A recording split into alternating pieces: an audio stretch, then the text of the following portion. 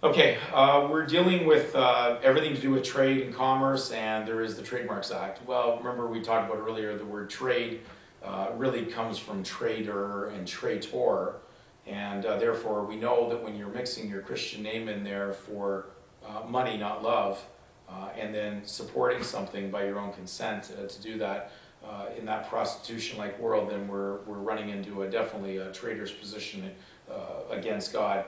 In the Trademarks Act, which I really call the Traders Act, but we understand for those involved, it is what it is. But for Christians, certainly there's conscience involved here.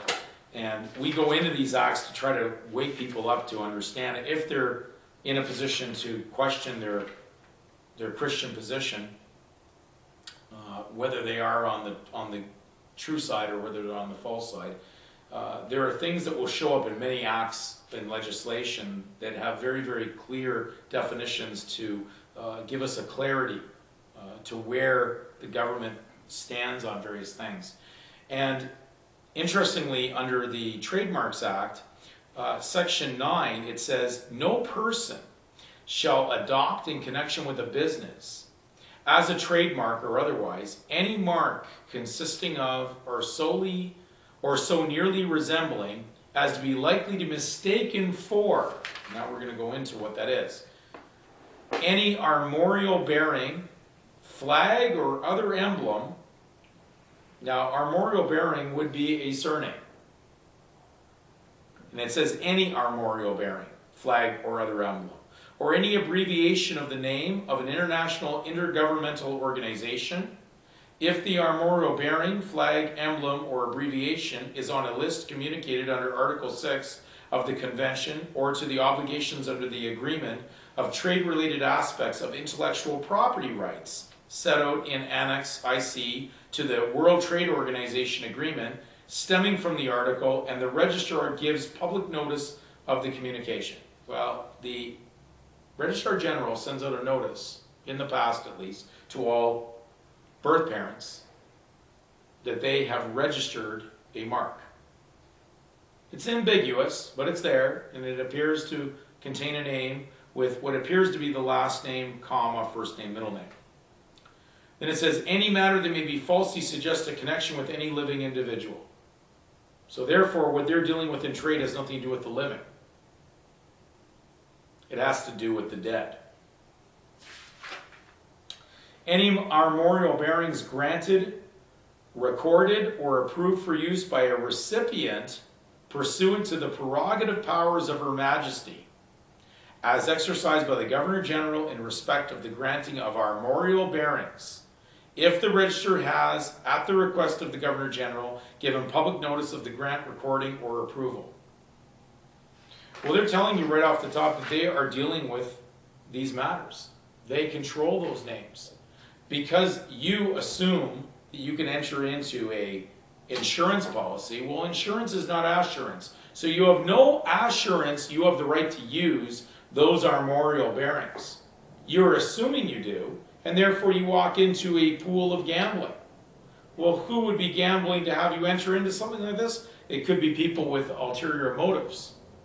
And therefore, we walk in by complete consent, and that is our problem to a large extent on all of this. The concerns that we have in reading these legislations, when you're caught so far down the rabbit hole of participation, you've bought properties, you have stocks, you have bonds, you've got many things that have been accumulated, such as like what the rich man had at the time of Jesus when he said, look, Jesus, I'm so righteous.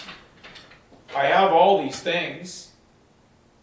I do the 10 Commandments. I tithe to the poor.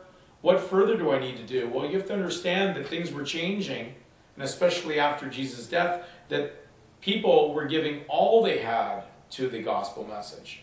They were not reserving only a tithe or a 10%, which was going on under the Old Covenant, which is how we operate society today with the secular churches. Most people are more on an idea of a tithing. But in essence, Jesus said all of it had to be given to the Christian following. And therefore, all his followers after his death were on a mission or a direction to go and give all they had actually to preach the gospel. So they were not giving a portion, an ineffective gift as it would have been, that was there maybe to get a receipt back to offset their other wealth, as what we do in society, which is really fraud, because charity or love is purely gratuitous. In other words, I do not expect to get something back, and therefore when I get a receipt back for something and then I put it in my accounting, well, that's a fraud. That's not charity, that's contract law, which means I'm still operating under a contract, trying to offset my wealth through receiving tax receipts through tithes. And that is not what the Christian message was about. It was purely gratuitous, no receipts.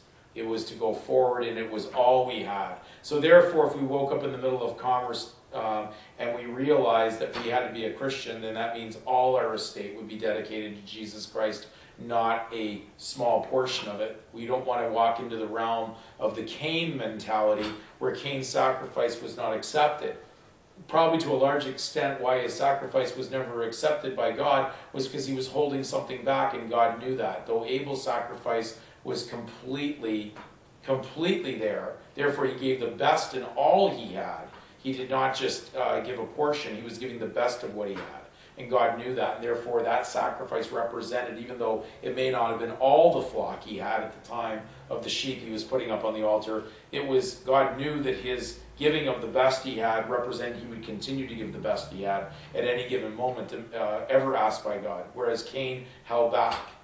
And Cain's countenance eventually led to his demise, and therefore his anger, and God warned him about that. And eventually we go through the whole biblical journey of watching those with good faith and those with bad faith.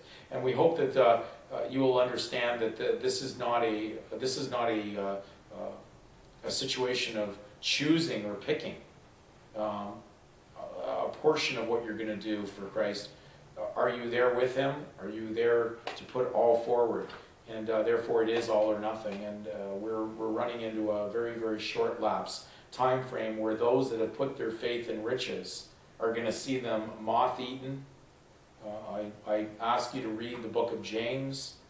If you have a chance to read the Matthew Henry commentaries in the book of James, I believe it is in James 5, which deals about the rich and what they've done to those poor hirelings that are out there, because they have been robbed. Because most people that you will talk to that have been the hirelings, those that have sold themselves for wages and money, will find out they have absolutely nothing, because those evil, high-end individuals who are out for riches have used them to the extent that they have nothing anyways, and they're about to take it all back. It'd be like taking candy away from a baby. And therefore, their future faith in riches is going to be very short-lived. So we hope that, again, this video brings you to more clarity on the subject, and that you do your own due diligence and do your research. It is not difficult to go and get a dictionary and look at the words and see what you're able to find out, and take a scripture and break down every word in that scripture before you start making an assumption of what your religious leader, who's on the collection plate right now, collecting on you. You may get caught in the collector lanes and not seeing that you may go a lot faster in the express lanes.